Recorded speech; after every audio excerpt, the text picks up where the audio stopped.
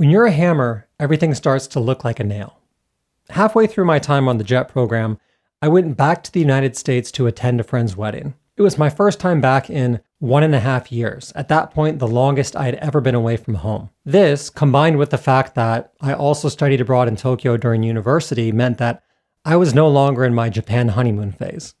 I still loved living in Japan, but I also had a growing list of grievances with the country. So when I got back home and was surrounded by the people that I grew up with, people who I was comfortable with, those grievances came out. I told my friends about my ridiculous Japanese boss, this 60-somethings guy who could hardly operate a computer and insisted on setting up a meeting for everything. Can you believe how backwards that is? I asked my friends. To which one of them laughed and replied, "As a matter of fact, I can, because I'm dealing with the same thing."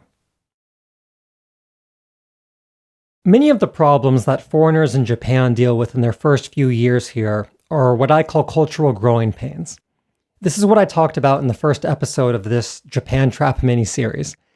It's getting frustrated by an aspect of Japanese culture that you can't yet contextualize. This is the reading between the lines, the obligatory gifts, the extreme cautiousness. When these things are no longer just concepts written down in a university textbook, but day-to-day occurrences that you simply can't wrap your head around, they cause stress. Why didn't you just tell me? What, I have to buy a gift for Sato-san too? If we leave now, we'll be 25 minutes early. Fortunately, people tend to grow out of these pains as they experience more and more of Japan firsthand.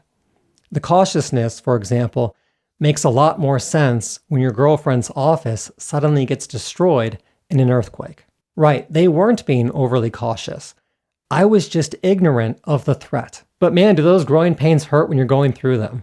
When you're in the thick of it, the only one in the room used to a different set of tools, and you can't yet make any sense of the Japanese approach, it can make you feel like you're going crazy. It can lead to a very specific thought. Japan is so backwards and weird. Which, under said circumstances, is a normal reaction. If you hand a pair of chopsticks to someone who only knows forks, they're going to raise their eyebrows. It's unrealistic to expect people to jump into line when they're first exposed to a fundamentally different approach. It's important, however, to be mindful in that moment, to learn to observe yourself having that reaction. Because if you don't, it can turn into something else. It can turn into something that greatly inhibits your growth in Japan. After I told my friends back home about my ridiculous Japanese boss, they all took turns basically saying, "Yep, been there."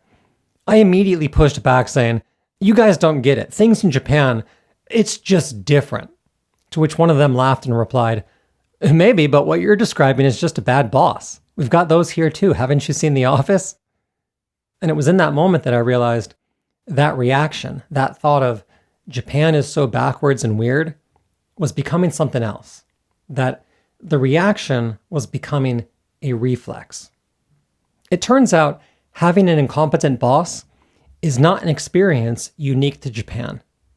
But if your first experience with an incompetent boss is in Japan, and you're also dealing with Japan-specific approaches that you can't yet contextualize, you might chalk all of that up to weird, backwards Japan. If you jump into a relationship here while also dealing with a language barrier, you might quickly learn that the person you're dating isn't who you thought they were, that they're actually extremely overprotective or short-tempered.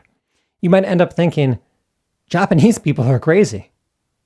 But it turns out, despite what Reddit would have you think, that learning the person you're dating isn't who you thought they were is not an experience unique to Japan. Waiting for an hour at the city office to get a certificate of residence or squeezing onto one of the packed morning trains in Tokyo, these are not the most pleasant experiences.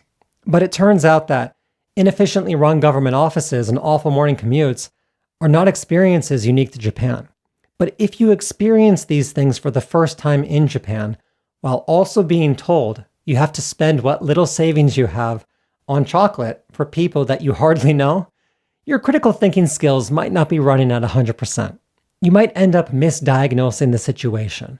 You might end up mapping Japan is so backwards and weird onto problems that are not unique to Japan. Which is why I actually think that this blame game, to a certain extent, is forgivable, because it's not done consciously, on purpose, or with ill will. You are lashing out because your frustration with universal problems is being amplified by cultural growing pains. But again, if you fail to nip this habit in the bud, it can turn into something far nastier. It can turn into lying. It can turn into knowingly blaming Japan for your non-Japanese problems. I used to work at a big Japanese organization that employed hundreds of people.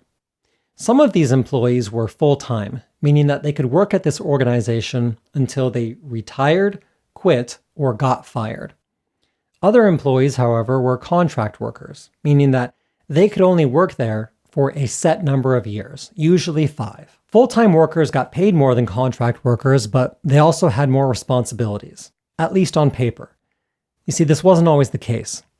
Sometimes, if a full-time worker suddenly quit or got transferred to a different office, that leftover work would get allocated to a contract worker because it was cheaper and easier to do that than it was to go through the hoops of trying to hire a new full-time employee. Naturally, this created resentment among the contract workers.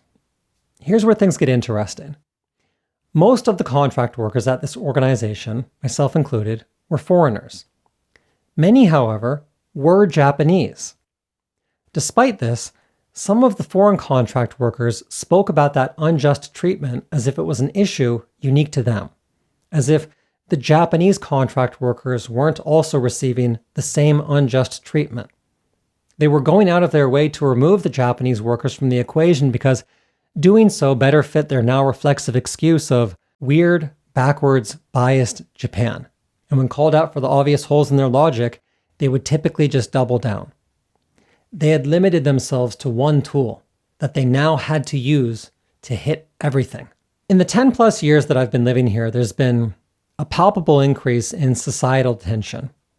Much of this, I think, stems from the shrinking workforce.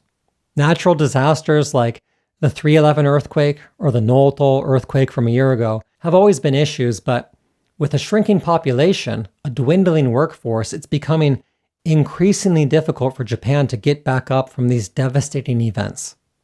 COVID certainly didn't help. Japan spent billions on a robust infrastructure for the 2020 Olympics, only to end up hosting the games without any spectators. And in those few years without tourists, the yen got significantly weaker. So when the country finally opened back up, it created over-tourism.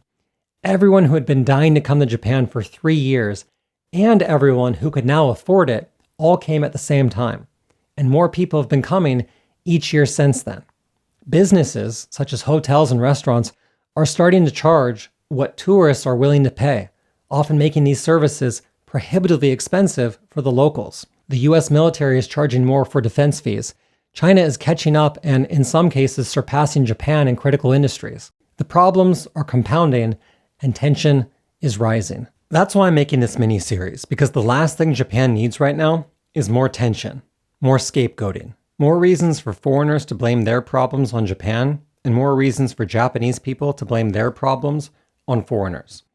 I don't know what it's like to be Japanese, so I can't really provide meaningful insights into that experience.